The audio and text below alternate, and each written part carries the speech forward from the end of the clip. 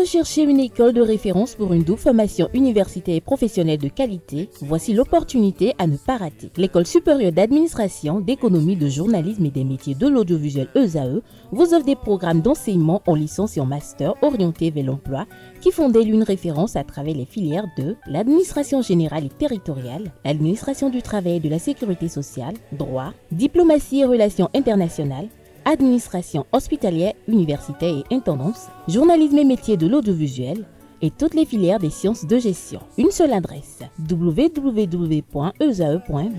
Rendez-vous dès maintenant sur nos campus ESAE Bedjromende au numéro 90 93 65 21 ou au numéro 98 98 14 00. Paracourt sur le numéro 52 46 12 12. Aboumé-Calavi au numéro 52 88 44 44. Akpaka au numéro 52 88 33 33. ESAE, l'excellence a un nom. Le panel de discussion, Romaric Djesgo Bouinou, bonjour à nouveau. Bonjour Abdelkader. Atifa Alafa, bonjour à nouveau. Bonjour Abdelkader. Bonjour à nouveau Anel Dou. Bonjour Abdelkader. Nasril Fatoubi, bonjour. Bonjour Abdelkader. Merci d'être là. Ce matin, l'histoire est la suivante. Il dit que son père est mort il y a quelques semaines. De son vivant, je n'ai jamais connu mes oncles ou d'autres membres de ma famille. Il disait souvent que sa famille n'était pas très fréquentable, c'est-à-dire il parle de son père là, que son père disait que sa famille n'était pas très fréquentable. Et récemment, notre ami anonyme dit qu'il a compris le pourquoi. Il a 22 ans et le seul membre de la famille de son père qu'il connaît est son petit frère, notamment son petit-oncle. Il y a 2 semaines, 3 messieurs ont frappé à la porte accompagnés de son oncle. Maman les a tout de suite reconnus et les a invités à entrer. Ils informaient ma mère qu'en guise de compensation, la famille avait décidé de lui laisser la résidence de mon père et que la famille allait s'occuper du reste des biens de mon père, son entreprise, ses 4 maisons de haut standing, ses 4 véhicules de grande marque. Ils disaient de ne pas me reconnaître comme étant l'enfant de leur enfant. Voilà un peu l'histoire de ce matin. Dites-nous, Aneldou, ce que vous en pensez. Je me disais, pas moi pour mon début, puisque c'est une histoire un peu, je veux pas dire bizarre, mais c'est la réalité de nos sociétés africaines ici. Un homme fait toute sa vie, il bâtit toute sa richesse avec une femme et dès qu'il part, la famille vient, on renvoie tout le monde et la famille prend possession de tout. On en voit de très souvent dans la société, mais mon avis sera de 2 points. Du point de vue de la loi, je crois que l'enfant n'a rien, il n'a pas de peur à se faire parce que la loi est là et la loi régit les choses. Et une fois que le monsieur l'a reconnu de son vivant, une fois que ce n'est pas un enfant qu'on a ramené maintenant, où il n'a pas de père sur son acte de naissance, et que le monsieur de son vivant a reconnu l'enfant, a toujours gardé son enfant, même si ce n'est pas uni de façon légale avec la femme, une fois qu'il a vécu avec sa femme pendant une certaine année jusqu'à son décès, elle est officiellement sa femme et l'enfant c'est son enfant. Et la loi va statuer les héritiers directs d'une personne, c'est sa progéniture et bien évidemment sa compagne. Donc l'enfant n'a pas de peur à avoir, juste se retourner vers la justice, la loi du pays pour statuer sur l'affaire. Et la loi va le protéger, va lui permettre de s'épanouir correctement avec ce qui appartient à son père. Maintenant, de l'autre côté des choses, dans nos sociétés africaines, c'est un peu bizarre. Cette histoire, elle est banale, mais ça peut conduire à la mort, à tout ce que nous connaissons.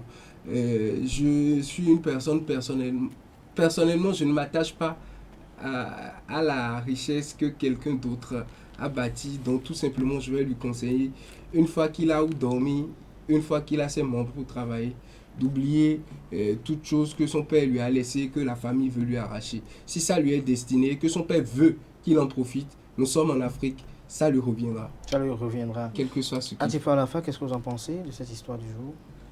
Bon, c'est comme Anaël Dou l'a dit, hein, c'est des choses qu'on voit dans notre société et peut-être que nous vivons aussi dans nos familles respectives. Et moi, ce que je pense, c'est que, bon, dans l'énoncé, on ne sait pas si le père en question, avant de décéder, a épousé la dame, s'ils sont mariés légalement et tout. Mais je crois que le mieux à faire dans ce genre de cas, c'est de tout laisser dans les mains de Dieu.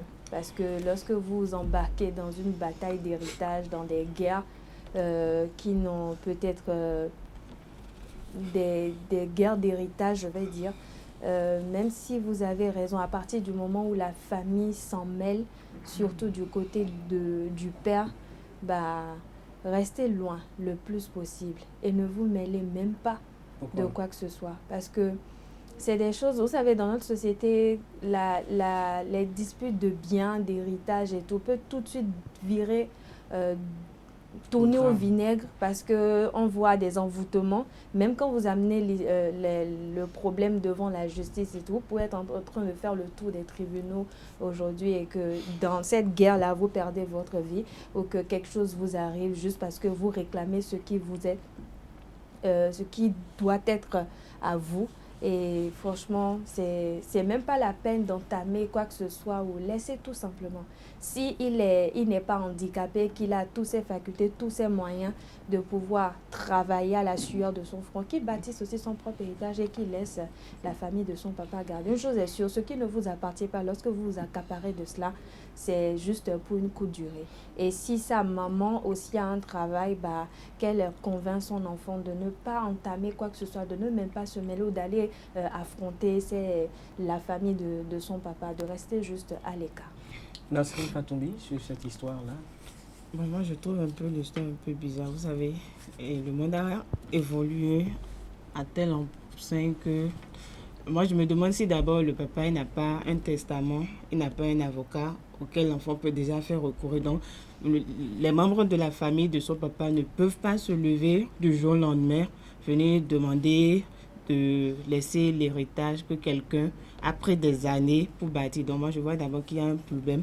Si tel est le cas, je crois qu'il doit faire recours à la justice. Donc, même si le père, entre-temps, n'avait pas un avocat, lui-même déjà, il est déjà majeur à 22 ans, il peut se prendre un avocat pour statuer sur... Même si ce n'est pas un avocat, il peut se prendre un avocat juridique pour statuer sur l'affaire. Parce qu'un héritage, ce n'est pas une petite affaire. Donc, comme les autres l'ont dit, moi, je ne vois pas en quoi il doit laisser. D'abord, il dit qu'il connaît un de ses oncles. Déjà, il connaît un oncle.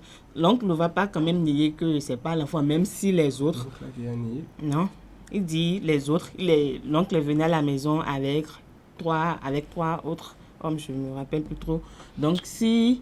Il dit, il y a 2 semaines, 3 messieurs ont frappé à la porte, accompagnés de mon oncle. C'est-à-dire, l'oncle venait habiter, normalement, les a tout de suite reconnus. Si l'oncle a permis à ce qu'ils viennent. En fait, c'est un coup déjà monté. L'oncle est favorable à cela. C'est un coup monté, vous savez, comme vous l'avez dit, Anedo, on est en Afrique. Donc, moi, je crois que tout ça, c'est un coup monté pour pouvoir s'accaparer de l'héritage de leur frère. Je ne sais pas si c'est le frère aîné de la famille, parce que généralement, ce genre de situation arrive à le frère aîné d'une famille et l'enfant aîné d'une famille, ce qu'on retrouve. Donc, moi, je crois que laisser sa vie, ça peut arriver, mais pas tout de suite. Ils vont devoir batailler. De toute la façon, si l'enfant se reconnaît comme l'enfant de monsieur en question décédé, je crois que, comme Atifa l'a dit, ce qui est pour lui reviendra. Ce qui est pour lui reviendra. Romaric, dis-nous. C'est tellement bizarre que... Enfin, je suis en train de vouloir aborder tellement de pans du sujet. Je ne sais pas par où commencer. Il y a une chanson de Alex Pépé qui dit que bon voilà, c'est parce que ses parents décèdent au plus lorsqu'on est encore enfant que bon voilà, ce qui nous appartient, ce qui appartient à l'enfant, on ne lui conçoit plus ça. Vous savez, concède plus ça. Vous savez, le monsieur d'abord, l'enfant d'abord, je ne sais pas dans quel contexte il est arrivé dans la famille. Si c'est que du vivant de son papa, on l'a reconnu que, voilà, comme étant l'enfant de la maman, parce que j'estime que le monsieur s'est marié, puisqu'on a parlé d'une seule femme. j'estime qu'il s'est marié. Donc il s'est marié à cette seule femme-là et a eu cet enfant dans un contexte normal d'enfantement et tout. On saura qu'on pourrait dire que bon, voilà, il est l'enfant du monsieur. Maintenant, si les oncles qui sont arrivés réclamer le bien qui ne leur appartient pas, estiment que ce n'est pas l'enfant de leur familier et tout, de leur enfant, si je peux m'exprimer en ces termes-là. Bon, ils n'ont qu'à sortir les preuves, ce qui démontre qu'il n'est pas... Mais moi, je pense que le temps est révolu. C'est vrai que dans le passé, on parlait des oncles, des tantes qui venaient s'accaparer des biens de leurs enfants qui décèdent et empêchent donc les enfants de pouvoir profiter de ce que leurs parents, leur papa peut mettre en place et tout. Moi, je crois que le temps est révolu. Et si le monsieur, il a pu mettre en son temps, un testament qui justifie de la manière dont son bien, sinon ses biens seront gérés, je crois qu'il n'y aura pas de problème. Maintenant, puisqu'on laisse à l'enfant aussi la possibilité de pouvoir quand même avoir un dortoir, je veux parler de leur résidence actuelle. La Constitution lui permet aussi. C'est vrai que c'est compliqué de savoir que l'on a vécu dans un certain confort avec ses parents et peu juste parce que le parent est décédé, le coût de vie change et peu on doit pouvoir travailler tout seul pour réussir. Mais c'est aussi le destin et peu, comme les collègues l'ont dit, si il est réellement l'enfant de ce monsieur-là, ce qui lui appartient lui reviendra, qu'on le veuille ou pas, que les autres là le veuillent ou pas, ça lui reviendra. Maintenant, moi, je ne me vois pas me lancer à sa place dans un combat de c'est le bien de mon papa, je vais trouver un avocat pour prendre. Déjà, il sera il ne sera pas bien vu du côté familial. Les gens vont commencer par lui porter des coups durs et il va subir tout ce qui est malheureux dans ce monde. Parce que parlant de richesse, parlant de terre, surtout la question qui a lien, qui a un trait avec la terre, c'est une question de mort. Qu'on le veuille ou pas, nous sommes en Afrique et lorsque vous retrouvez dans ces circonstances-là, lorsque d'abord vous n'êtes pas quelqu'un du monde invisible, c'est-à-dire quoi? Si on n'est du pas monde sorcier, invisible, du monde invisible tout simplement. Non mais ce n'est même pas terre bien aguerrie. On n'est pas aguerri même avec ceux dont moi je parle. Moi je veux juste dire que... Vous parlez de qui? Je veux juste dire que... Vous parlez de qui? Je veux juste dire que lorsque vous n'êtes pas quelqu'un qui consulte par exemple le FA, qui n'a peut-être pas un bokono, qui n'a pas un oli, qui n'a pas un imam. On peut avoir tout ça et être en proie. Alors que bien avec tout ça, on peut encore être une proie facile pour la société, pour les hommes. Si les hommes veulent vous atteindre, ils vont vous atteindre. Donc, il n'y a pas de certitude, d'accord, qu'il puisse s'en sortir dans ce contexte, même s'il est dans le monde invisible, ou même qu'il soit dans le monde visible. Il n'y a pas de certitude qu'il puisse s'en sortir. Ce qu'il y a là, c'est très simple. Je ne sais pas, peut-être... Vous avez terminé avant que je ne vous prenne la parole. Ce qu'il y a là, c'est très simple. Lorsqu'on parle d'héritage, de partage de biens et tout, lorsqu'il y a déjà un camp qui veut s'accaparer, surtout lorsque cela vient de la famille du défunt, ne vous hasardez même pas à vous lancer dans une bataille. Parce que... Au fait, ils ne sont pas Dieu, mais pourquoi ne pas se hasarder à se lancer dans une bataille quelqu'un d'autre? L'enfant ici, il est unique. Il n'a que sa mère là maintenant parce que le père n'est plus. Donc maintenant, on parle de trois oncles, 3 frères du défunt. Hein? Et d'autres familles qui sont derrière parce que eux, je suppose que ce sont ceux qui représentent ceux qui doivent se bagarrer ou se disputer pour l'héritage. Donc toi, tu es enfant unique, tu n'as que ta mère. Dieu merci, même il vous laisse une maison. Restez dans la maison tranquillement. Continuez votre vie, battez-vous pour vous en sortir. Parce que, vous savez, moi, je suis dans le même cas où dans ma famille, ils sont près de 7 à 8 frères. Vous imaginez, près de 7 à 8 frères. Ce n'est pas qu'ils sont nécessités ou qu'ils sont dans le besoin. Chacun travaille, chacun a sa maison, des voitures à foison et tout. Mais qui s'accaparent d'un bien de leur propre frère parce que peut-être celle qui est décédée, paix à son âme, est milliardaire ou a peut-être plus de fortune qu'eux. Mais je ne sais pas ce qui leur manque et c'est l'héritage de l'autre qui garde pour se chamailler, pour se disputer. Et ça tant où vous voyez même des frères de même sang qui se convoquent au tribunal. Est-ce qu'elle a d'enfants? La question est... Elle a d'enfants. Les enfants ne sont pas majeurs. Mais ils disent que vu que c'est eux Qui était là? Qui sont les membres de la famille de la dame en question, de ma tante en question. C'est à eux de prendre... Ils ont sûrement leur raison. Vous savez, Fatoumi a dit tout à l'heure, si vous me permettez, Anedo, Fatoumi a dit tout à l'heure, il faut que l'enfant prenne un avocat. C'est même pas la peine. C'est même pas la peine. Parce mais il faut quand même essayer qui ne risque rien. Il faut quand même essayer. N'essayez même pas du tout. Et vous savez, il faut que nous sommes ici, il faut que même quand nos propres parents ont des biens, ne mettez pas vos yeux dedans. Parce que vous savez de ces parents-là, dès leur vivant, ils vous disent mon héritage, mon argent, ma maison, ma voiture, c'est pour moi, ce n'est pas pour vous. Je vais vous demander votre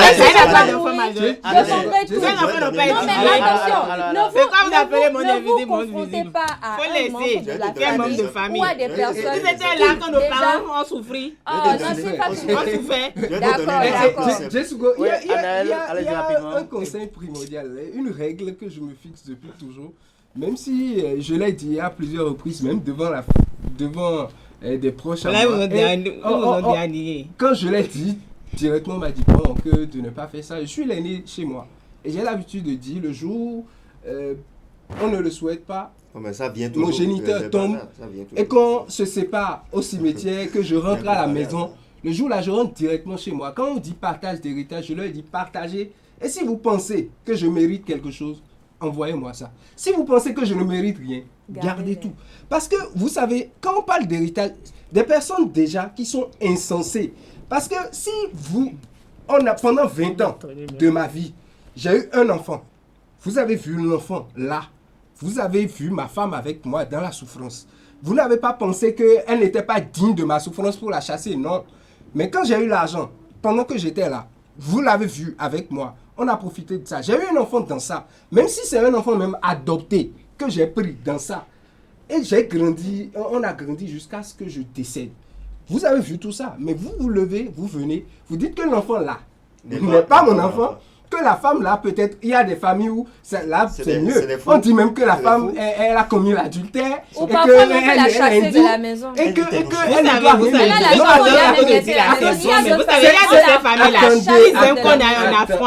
Attendez. Non, c'est même pas la famille de son enfant. Non, justement, c'est le piège. Non, il y a d'autres là, ils aiment qu'on ait un affaire avec eux. Dans ce cas, par exemple, où vous vous retrouvez avec des insensés comme ça, convenez que si cette personne, calmez-vous, si cette personne doit marcher sur vous, doit marcher sur votre cadavre pour avoir ses héritages, cette personne peut marcher sur votre cadavre. On écoute Nasrine Fatoumi. Donc vous n'êtes pas un frein pour ces personnes-là. Je disais tantôt qu'il y a de ces familles-là. Un affront avec eux. C'est ce que la famille de ce jeune homme-là, il mérite. Vous savez, qu'il soit dans le monde invisible. Vous faites exactement ce que vous faisiez tout à l'heure. Qu'il soit dans le monde invisible ou visible, seule la maman de cet enfant saura vraiment si l'enfant est de leur famille ou pas. Non, parce qu'ils disent qu'ils ne le reconnaissent pas comme leur famille. Dans ce genre de cas, le papa n'a pas renié. Donc, c'est pas à une maman, c'est pas à quelqu'un. Même si la maman prouve que l'enfant est un enfant légitime, c'est l'enfant de son papa. Vu la façon dont les oncles sont déjà arrivés, ils n'ont pas de boulot, ils n'ont pas de famille. Après, maintenant, ils vont s'accaparer du bien d'autrui.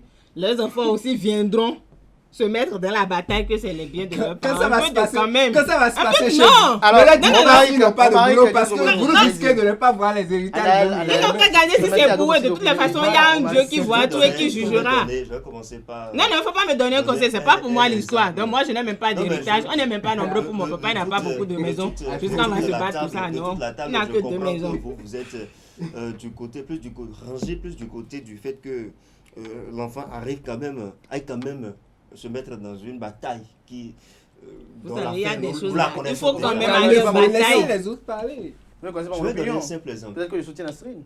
Je ne connais pas. Vous savez comment on relève compteur? Quel compteur? Compteur de maison là. Calmez-vous, écoutez. Que ce soit Soneb ou je ne sais pas comment vous faites ça. Je ne sais pas relever. Vous savez ce qui se passe chez moi lorsque la fête du mois arrive. Pas chez mes parents, parce que c'est pas chez moi, j'ai jamais construit moi. Merci d'abord. Vous savez ce qui se passe? C'est les locataires même qui relève. C'est que j'ai tellement mis un frein à ce qui appartient à mon papa que je ne connais même pas ce que chaque locataire paye. Je ne connais même pas à combien il a fixé les chambres. Je ne sais même pas comment. Vous savez, les compteurs là, les décompteurs là. Juste ne pas s'attacher à ce qu'ils ont dit. C'est pas un fait de s'attacher, mais un peu d'estime. Les locataires ont mis ça dans leur chambre. Après tout le temps pour bâtir. Ça ne me concerne pas. Lorsqu'il arrive que le locataire n'arrive pas à payer à la fin du mois, vous savez ce qui se passe? On veut le laisser. Les gens commencent. On va chercher quelqu'un d'autre dans une autre maison pour revenir relever le compteur. Ça ne me concerne pas. Parce que je me dis que lorsque je vais commencer par dire que bon, voilà, je veux connaître ce que telle personne fait, les gens vont commencer à croire que je m'intéresse à leur bien. Les gens vont commencer par croire que bon voilà, je me soucie de ça. Mais lorsque je vais me mettre ça là dans la tête, quand est-ce que je vais dire que Ménaro, tu n'as rien, il faut commencer à travailler pour moi. C'est pas avec que vous vous intéressez au bien de votre papa. Mais ce ne sera pas aussi bien dans quel sens? Parce que tout parent qui travaille, qui bâtit, qui construit sa avoir un richesse enfant qui a l'œil dedans. C'est pourquoi je rends grâce que mes parents... Un parent doit avoir un successeur. Vous devez avoir l'œil un parent dans les activités de vos parents. Ce que je veux dire, il travaille à ce que l'enfant... Oui, il travaille à ce que l'enfant, lorsqu'il n'est plus là, que l'enfant puisse profiter de son bien. Mais cela serait bien dans le sens où peut-être du vivant du papa, il impliquait les enfants dans tout ce qui est... C'est pas que mon papa ne m'implique pas. C'est lui qui a dit je parle de notre ami anonyme. Attendez, je parle de notre ami anonyme. Si peut-être du vivant de son papa... Oui, encore quelques... Si du vivant de son papa, on l'impliquait dans peut-être les affaires, tout ce qui avait comme... Si on ne l'impliquait pas, il ne saura pas que son papa... Attendez, maman construit. Maman des locataires chez eux. Je sais que maman des locataires, mais est-ce qu'elle m'implique dans peut-être aller prendre le loyer chez les parents, chez les locataires? Est-ce qu'elle m'envoie peut-être donner des reçus? Est-ce qu'elle m'envoie peut-être donner des reçus aux locataires? Non. Peut-être si elle m'impliquait dans ça, on ne le fait pas, mais le jouet n'est plus là, que je puisse prendre le relais. Mais quand c'est comme ça et qu'on ne vous implique dans rien, que vous êtes là, dès que vos parents décèdent, la famille s'invite pour dire « Ah, je veux m'accaparer ». Laissez-les tranquilles. Merci. C'est ça, parce qu'on ne vous invitait pas dedans. On est en train de conclure. Moi, je vais conclure par dire. Moi, je vais conclure par dire. D'accord.